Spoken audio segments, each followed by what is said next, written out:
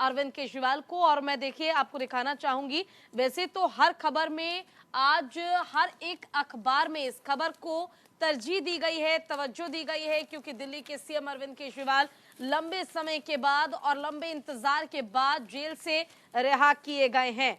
ये देखिए, दैनिक जागरण में आप देख लीजिए, चाहे आप दैनिक भास्कर में देखेंगे, दोनों ही न्यूज़पेपर में इस खबर को जगह दी गई है। और ये रही, देखिए, केजरीवाल को अंतरिम जमानत शर्तें लागू की गई हैं और कुछ शर्तों के साथ दिल्ली के सीएम अरविंद केजरीवाल को रिहा किया गया है।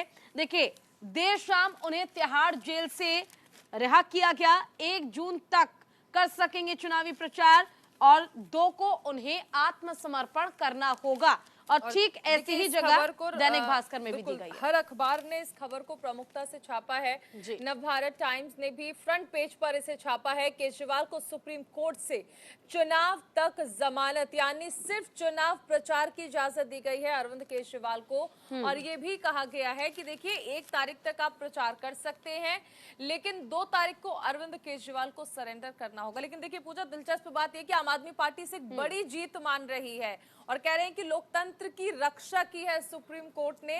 लेकिन बीजेपी साफ तौर पर कह रही है ज्यादा खुश मत होइए, सिर्फ और सिर्फ चुनाव प्रचार की इजाजत दी गई है, 2 तारीख को वापस जेल जाना होगा। देखिए, बीजेपी का यह भी कहना है कि दोषमुक्त नहीं किया गया है अरविंद केजरीवाल को, सिर्फ पैरोल पर तो बड़े बड़े अपराधी भी बाहर आ जाते हैं। लेकिन यहाँ ये बात समझनी होगी कि चुनाव प्रचार है और ऐसे में 27 मई को दिल्ली की 7 सीटों पर चुनाव होना है और उन सीटों के लिए प्रचार करने का मौका दिल्ली के सीएम अरविंद केजरीवाल को मिला है। और 1 जून तक, यानी लगभग चारों कह सकते हैं 15 दिन का समय होगा अरविंद केजरीवाल के पास चुनावी प्रचार के लिए। और 2 तारीख को उन्हें वापस से जाना है और आत्मसमर्पण उन्हें करना होगा। लेकिन अब देखने वाली ये बात होगी चारुल कि जब 45 दिन बीत गए, उसके बाद जब वो बाहर आए हैं, तो क्या चुनाव प्रचार की रणनीति बदलेगी?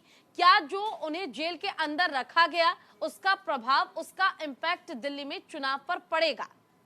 बिल्कुल, सबसे अहम चीज है कि देखिए, अब प्रचार में तो जुट जाएंगे अरविंद केजरीवाल, लेकिन इसका असर कैसा होगा? क्या वाकई वो प्यार, वो सम्मान जो है जनता उन्हें दे पाएगी? क्योंकि भ्रष्टाचार के आरोप में जेल गए हैं और उसके बाद कांग्रेस के साथ उनका कांग्रेस का पूरा इंडी गठबंधन जो है, उसमें कांग्रेस अगर मुख्य तौर पर देखें, जिसके साथ पंजाब में वो चुनाव नहीं लड़ रहे हैं लेकिन दिल्ली में चुनाव लड़ रहे हैं, वो पार्टी जिसे सत्ता से बेदखल करने के लिए आंदोलन किया था केजरीवाल ने, फिलहाल देखिए जेल से बाहर आ गए हैं और चुनाव प्रचार आज से ही शुरू कर रहे हैं।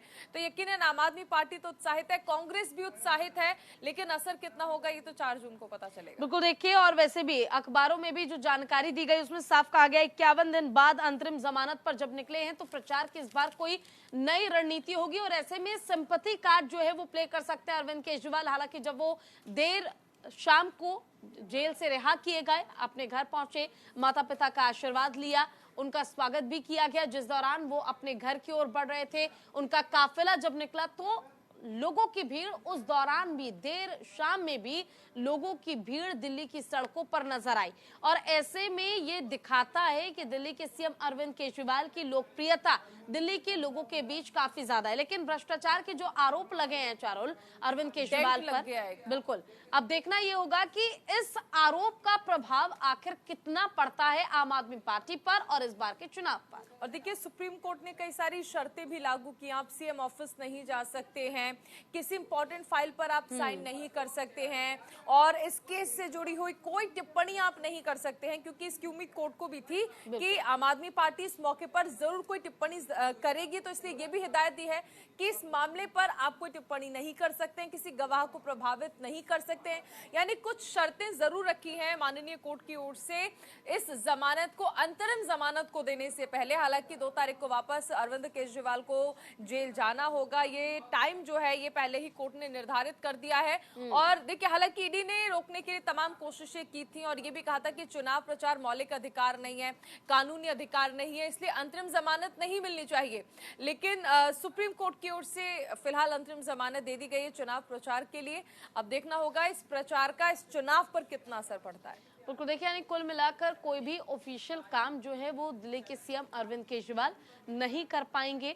शर्तें लागू की गई हैं और ऐसे में मुख्यमंत्री दफ्तर और सचिवालय वो नहीं जाएंगे। केस में अपनी भूमिका के बारे में कोई टिप्पणी वो नहीं कर सकते और ना ही इस केस से जुड़ी कोई ऑफिशियल फाइलों को वो देख पाएंगे। यानी जो दिल्ली शराब घोटाला मामला है, उस मामले में दिल्ली के सीएम अरविंद केजरीवाल की 21 मार्च को जो गिरफ्तारी हुई थी, इस मामले पर उन्हें एक बयान तक देने की भी अनुमति कोर्ट की ओर से नहीं मिली है। लेकिन हाँ, काफी लंबे समय के इंतजार के बाद सुप्रीम कोर्ट से उन्हें बड़ी राहत जरूर मिली है, क्योंकि दिल्ली हाई कोर्ट से उन्हें कोई सच राहत नहीं मिल पाई थी। और सुप्रीम कोर्ट से जब राहत मिली है तो इस राहत के जरिए आखिर आम आदमी पार्टी को जो ये 15 दिन का समय